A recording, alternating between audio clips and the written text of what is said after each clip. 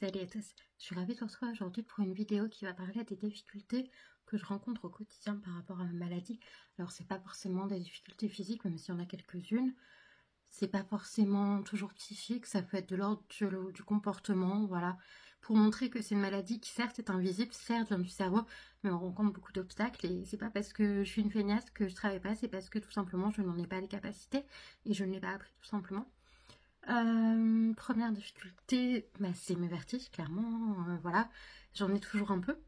Alors il fait beaucoup moins chaud, j'ai changé mon traitement, j'ai mes lunettes, je suis à la norme pour le dentiste, mais je pense que c'est les médicaments qui une fois installés font trop d'effet en fait, tout simplement, et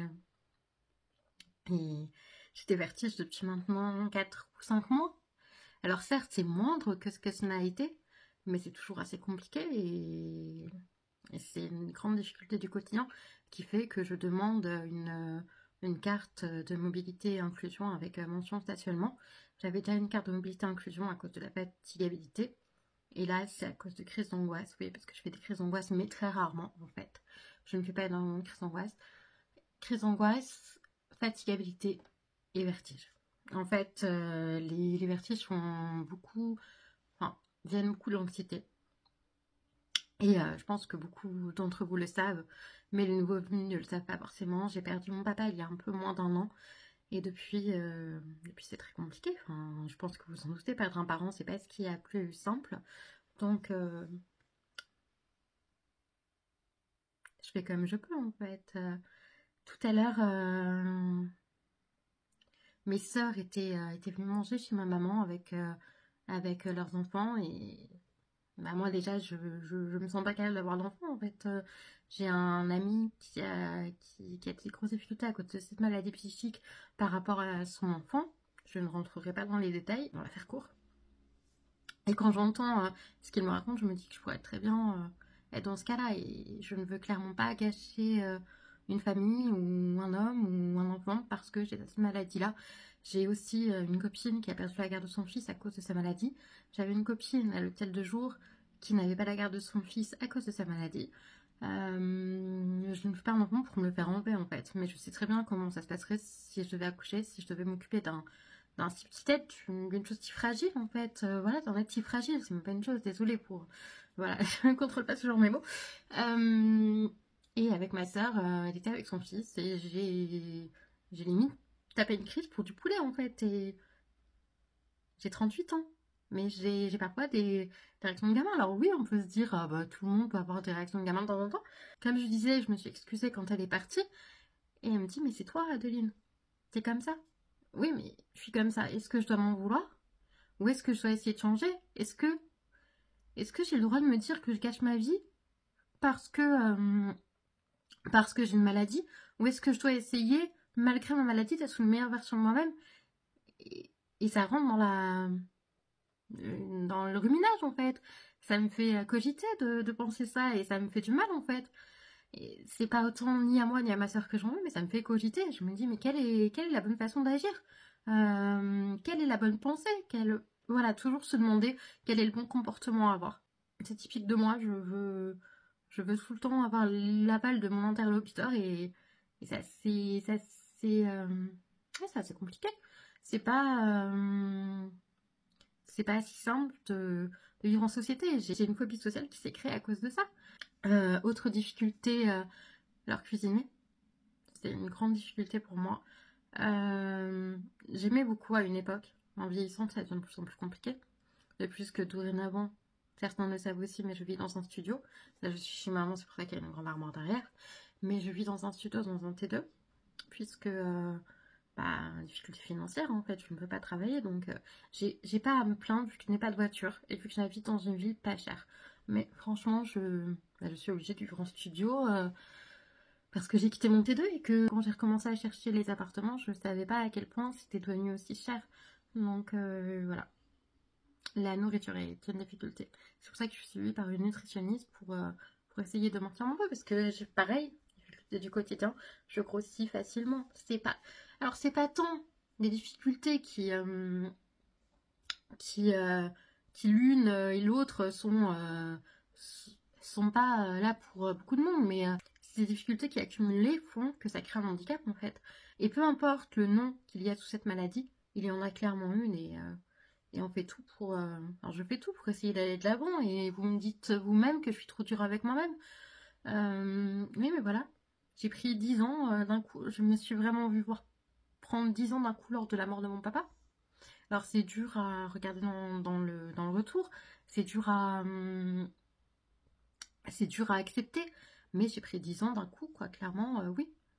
Plus qu'avec la prise d'alcool, j'ai pris 10 ans d'un coup, en fait.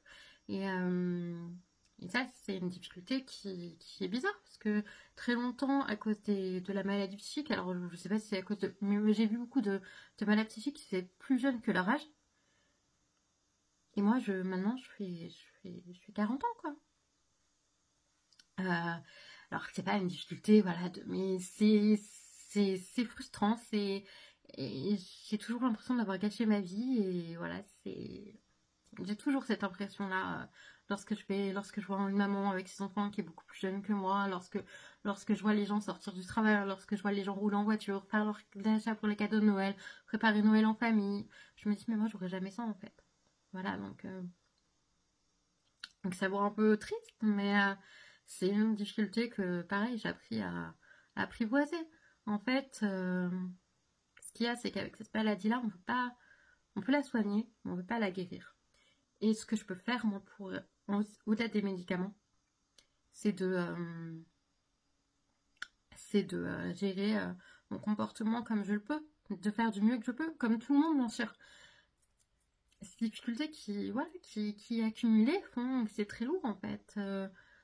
En fait, je vais mieux, mais je me rends compte de beaucoup de choses et oui, je suis extrêmement fatiguée. Et j'ai clairement besoin de me reposer, mais c'est comme ça. Voilà, j'ai pas choisi, personne n'a choisi non plus dans mon entourage. C'est toujours ce lien, faire attention à l'entourage, ne pas penser à soi. Ça peut être contradictoire parfois, mais je pense qu'il y a un équilibre à trouver. Et oui, je me fais suivre par une nutritionniste et elle m'aide beaucoup aussi là-dessus, à savoir quel comportement est bien, quel comportement n'est pas bien, parce qu'elle travaille sur le comportement alimentaire, mais elle travaille sur les émotions aussi, donc voilà. Il y a l'alcoolisme aussi qui rentre. Alors, je dis pas que je suis alcoolique, hein, j'ai eu une tendance alcoolique, j'ai beaucoup bu lors de la mort de mon papa. Je finissais des bouteilles qu'il y avait chez ma maman. Voilà. J'ai fait une cure de désintoxication, j'ai arrêté complètement de boire pendant 5 semaines, et j'ai réfléchi pendant ces 5 semaines. Désolée pour le bruit. Il y a des travaux samedi soir. J'ai réfléchi, j'ai vu des gens qui faisaient cure sur cure et moi je me suis dit ah non, mais jamais de la vie. Je préfère ne pas me prendre la tête, me dire que je suis comme je suis, que je consomme comme ça, voilà. J'ai dû couper parce que j'avais plus de place sur la caméra, je sais plus trop où j'en étais. Alors je sais que je l'ai pas choisi, je sais que je suis dure avec moi, mais mes proches ne l'ont pas choisi non plus. Et c'est à moi de faire au mieux pour les proches, pour que ce soit le plus doux possible en fait. Je rencontre la, une vulnérabilité, oui. Une vulnérabilité. Je crois tout ce qu'on me dit et comme je vous disais dans la vidéo précédente, il suffit qu'on me parle un peu trop, je m'accroche tout de suite et je me fais des films tout de suite en fait. Je me fais souvent des films, c'est cette manière de cogiter toujours présente. Je sais pas si vous me suiviez déjà quand j'avais mes rats, mais j'avais beaucoup de mal à... J'adorais cuisiner avant. Je testais toujours les recettes d'Isadora et Marita. Et puis j'ai eu mes rats. Puis après la motivation a baissé. En fait, la motivation ne cesse de baisser chez moi. Là, je vois ma mère est partie avec ma soeur dans une aire de jeu avec mon neveu de 3 ans. Et j'étais trop fatiguée pour y aller. Bon, ok, j'ai dormi 5 heures, mais voilà, j'étais trop fatiguée pour aller me poser sur une chaise et attendre qu'il ait fini de jouer. Ça me fait un peu mal. Certes, c'est des choses que je pourrais changer, mais avec beaucoup, beaucoup, beaucoup de volonté. Parce que vous voyez comment c'est lourd en fait. Et je me rends compte en plus de ce que je fais, de ce que je dis, de ce que je suis. Et c'est lourd. C'est lourd autant pour moi que pour la famille, bien sûr, et pour Fred qui m'accompagne au quotidien.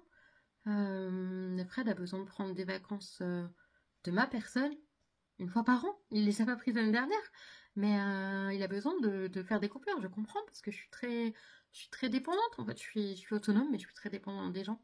J'ai une dépendance affective, ça c'est certain, mais j'essaye de lâcher prise. de pas me focaliser là-dedans. En fait, dans chaque symptôme que je rencontre, j'essaye de trouver comment,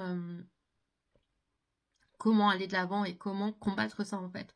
Et c'est un combat de tous les instants. La seule fois où j'ai lâché prise, j'ai fini en clinophilie. Et ça, c'est hors de question que je refasse un jour. C'est pour ça que des fois, quand je me réveille à 5h du matin, comme vous avez vu dans l'ancien vlog, enfin dans le dernier vlog, même si je me réveille à 3h du matin et que j'arrive pas à dormir, je reste pas dans le lit, je peux pas. J'ai du mal à faire une sieste. Hier, j'en ai fait une de 2 heures, mais j'ai culpabilisé en fait.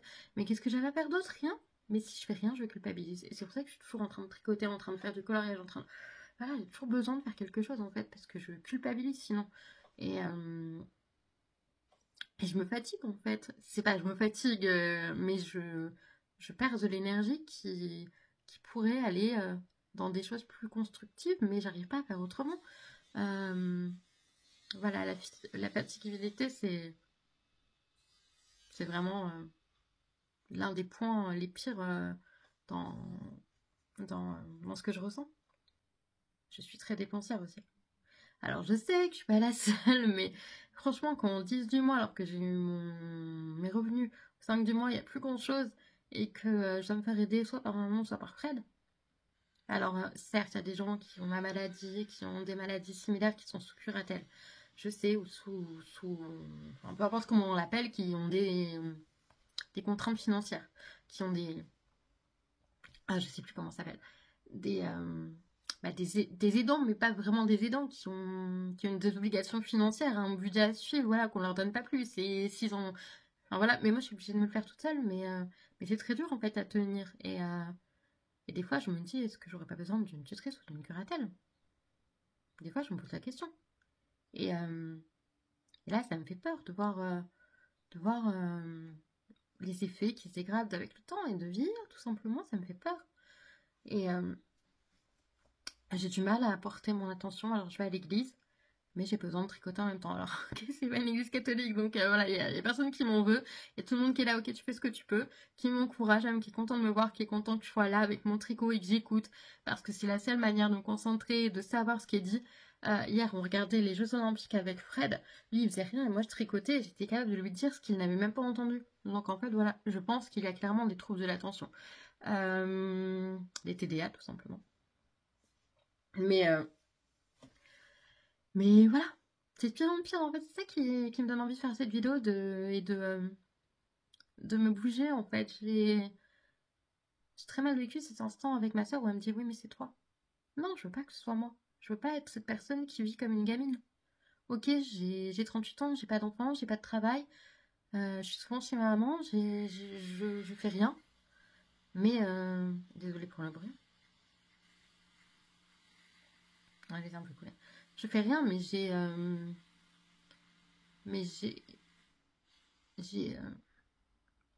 je suis pas obligée d'être comme ça. Je peux très bien évoluer et j'ai envie d'évoluer, mais je serai jamais, par rapport à moi, l'attitude qu'on attend de moi. Et je crois que c'est ça le problème. Je pense que j'attends de savoir ce que je dois faire et je fais pas ce que je veux faire. Mais je me bats, c'est un combat du quotidien, franchement. Je sais pas si vous aurez compris par cette vidéo ce qui, euh, ce qui est pas évident dans cette maladie. Je sais pas si il y a les idées suicidaires aussi, bien sûr, mais ça fait partie des symptômes. J'en ai déjà parlé dans la vidéo, les symptômes que je ressens au quotidien. Les envies suicidaires sont... J'ai plus vraiment d'envie suicidaire, j'ai des idées suicidaires. Mais j'ai pas d'envie suicidaire là en fait. J'en ai des idées qui me passent par la tête comme tout le monde je pense. Mais voilà, mais ça me fait peur dès que j'en ai en fait. Parce que par le passé, je faisais une tentative de suicide par semaine limite. Enfin, peut-être même plus. Enfin, je sais pas.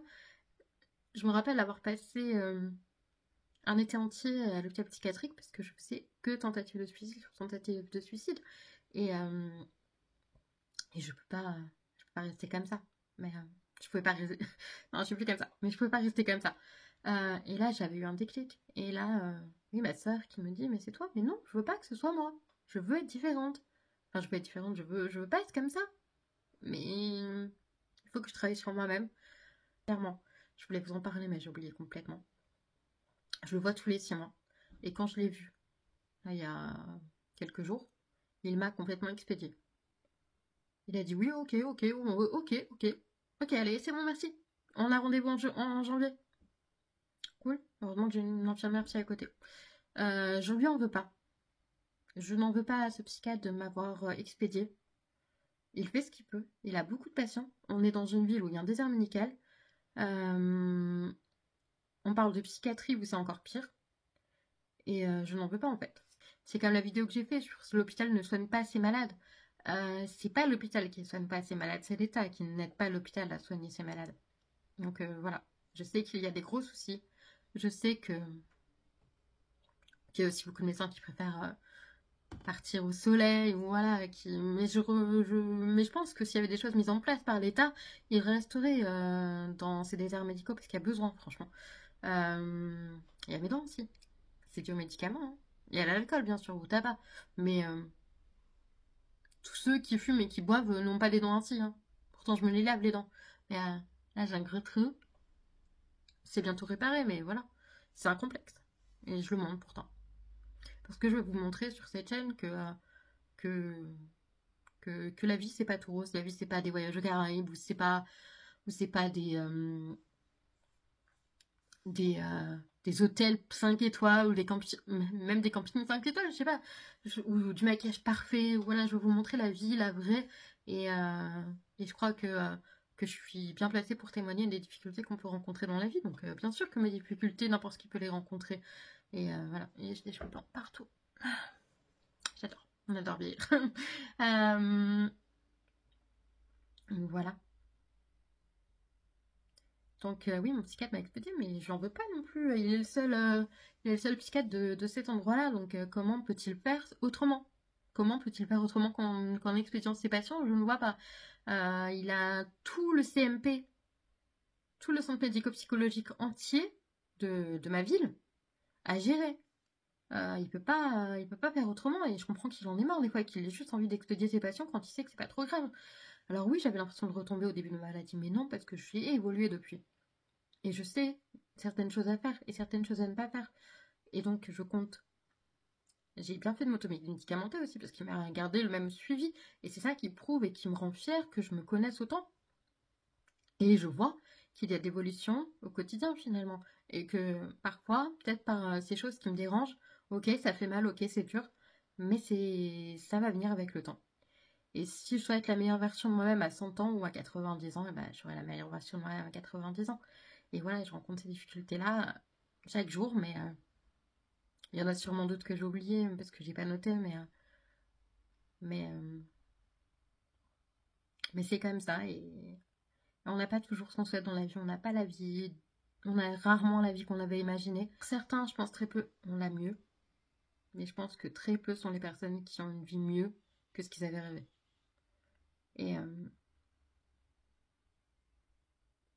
Et parfois, il faut passer par des choses très dures pour accepter, pour aller de l'avant, en fait. Et, oui, je voulais souligner un point, qui est que je ne profite pas assez de l'instant présent aussi. Alors, ces difficultés, je vous parle pas de symptômes. Tout à l'heure, je jouais avec mon neveu de 3 ans. Et je me suis rendu compte que c'était la première fois en 3 ans que je jouais avec lui. Et j'avais jamais joué avec lui avant. Et je sais pas pourquoi. J'ai joué avec mes autres neveux. Donc je vois bien que c'est pas que ça s'aggrave, mais il y a de la fatigabilité qui s'installe et qui reste. Ça sera avec le vertige, qui ne partiront jamais totalement. Il faudra que je fasse les exercices souvent, il faudra que je me repose, il faut l'accepter. Mais j'ai compris que ma vie ne sera pas celle que j'avais en 2008, et j'aimais beaucoup. 2008, c'est l'année où j'ai commencé à aller mieux, et où j'étais pleine d'espoir, et où je me disais, ah, ça y est, maintenant tout va bien, et je suis enfin sortie de l'auberge. En fait, je vois bien 6 ans plus tard que ben, en fait, j'avais beau avoir des espoirs, ben, en fait, oui, j'ai évolué. Oui, j'ai fait quelques petites choses. Je suis dure quand même, je sais. Mais c'est pas parce que j'ai un appartement et que j'ai une autonomie financière que j'ai réussi ma vie. Et je sais bien que je l'ai gâché ma vie. Vous allez peut-être me traduire avec moi, mais c'est pas moi qui l'ai gâché ma vie, c'est la maladie en fait. La maladie m'a empêché de faire ce que je voulais faire. Et ça me rend triste en fait. Et, et quoi qu'on dise, à cause de ça, à cause de cette période qui était faste dans ma vie, je n'ai jamais vécu l'instant présent ensuite. J'ai toujours attendu de revivre ce moment. Et je crois qu'il est temps pour moi de vivre l'instant présent et de m'ancrer dans le présent vraiment. Et de travailler là-dessus. Pour vraiment m'ancrer dans le présent.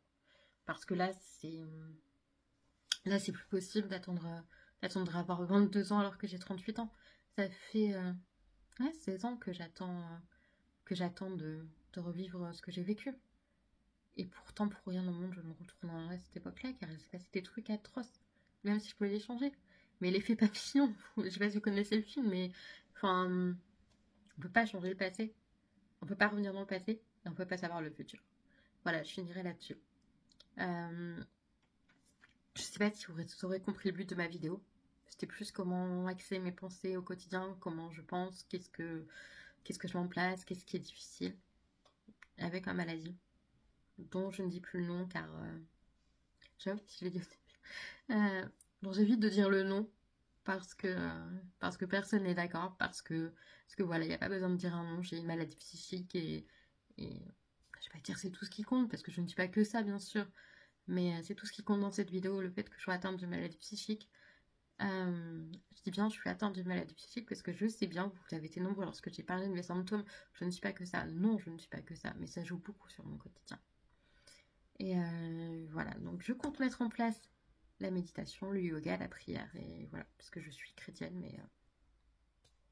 mais c'est un des symptômes de la maladie aussi. Enfin, quand je crois trop en Dieu, j'ai l'impression de devenir barge en fait. Donc je le fuis un petit peu, mais chacun vit sa foi comme il l'entend en fait. Voilà, c'est touchy de parler de ça, mais moi je vis ma foi au jour le jour. Voilà, ça par contre, j'arrive à m'ancrer dans l'instant présent, dans la prière et dans la foi et dans les louanges que j'écoute. Et il n'y a que avec ça que j'arrive à être dans l'instant présent. Mais dès que c'est fini, je retourne dans le passé. Mais dès que l'église est finie, je retourne dans le passé ou dans le futur et je me fais du mal. Il est temps de vivre dans le présent, Adeline. Donc voilà. Voilà un peu les difficultés que je rencontre au quotidien. J'espère que cette vidéo vous aura parlé. Si jamais vous avez vous aussi des difficultés, je sais qu'il y en a certains d'entre vous qui sont sous médicaments, qui ont des maladies et tout ça. C'est le moment de vous exprimer vous aussi. L'espace commentaire est ouvert à vous et vous êtes les bienvenus pour témoigner. Moi je vous laisse avec ces mots-là. Je vous fais des bisous et je vous dis à bientôt pour une prochaine vidéo. Ciao.